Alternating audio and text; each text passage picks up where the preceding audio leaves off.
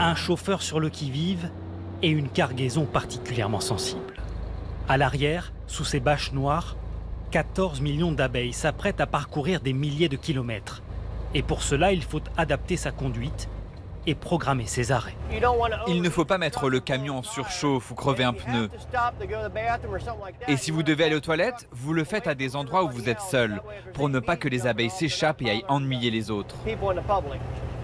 Quelques heures plus tôt, les travailleuses profitent des dernières heures de douceur en Floride.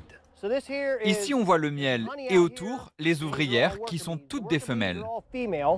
Et pour les apiculteurs, c'est l'heure des derniers préparatifs avant le grand voyage. J'enfume les abeilles pour qu'elles se tiennent tranquilles et qu'on puisse ensuite les faire monter gentiment sur le camion. Ces 400 ruches vont être louées à un fermier qui n'en a pas assez pour polliniser ses plantes. 50 000 $ pour un mois de location environ. Cette société transfère des abeilles partout dans le pays depuis des décennies, dans des zones où leur population a nettement chuté.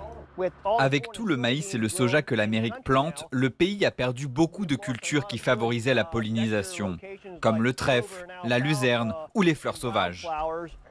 Ce filet noir donnera aux abeilles l'illusion de voyager constamment de nuit, ce qui les apaisera. Elles vont parcourir près de 3000 km, de Tampa en Floride jusque dans le Maine, dans le nord-est du pays.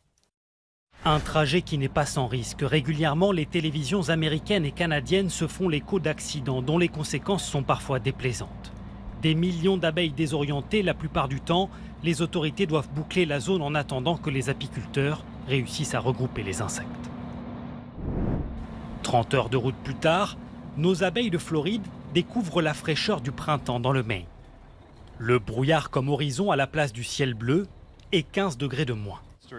Le client a indiqué les parcelles dans lesquelles il souhaite les relâcher et il faut faire vite. Avec le soleil, elles vont être tentées de s'enfuir. Elles quitteront la ruche pour s'aventurer et certaines ne reviendront pas.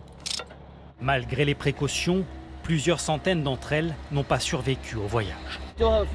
On a quand même un peu de pertes. Elles n'ont pas supporté la route et le temps qui était un peu plus chaud que prévu. Les autres vont pouvoir se dégourdir les ailes. Nous sommes sur les terres d'un des plus gros producteurs de myrtilles aux États-Unis. Ici, les abeilles locales ne suffisent plus à subvenir aux besoins. Elles ne comblent que 20% de nos besoins en pollinisation. Alors on doit importer des abeilles si on veut continuer à grandir.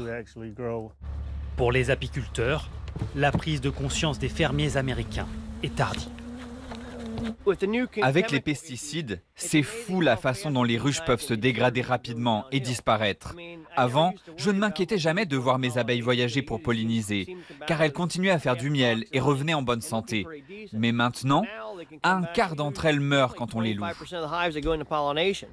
Signe rassurant, après des décennies de déclin, la population d'abeilles à miel a augmenté ces dernières années aux États-Unis, selon les autorités agricoles américaines. Même si ce chiffre cache des disparités importantes en fonction des États.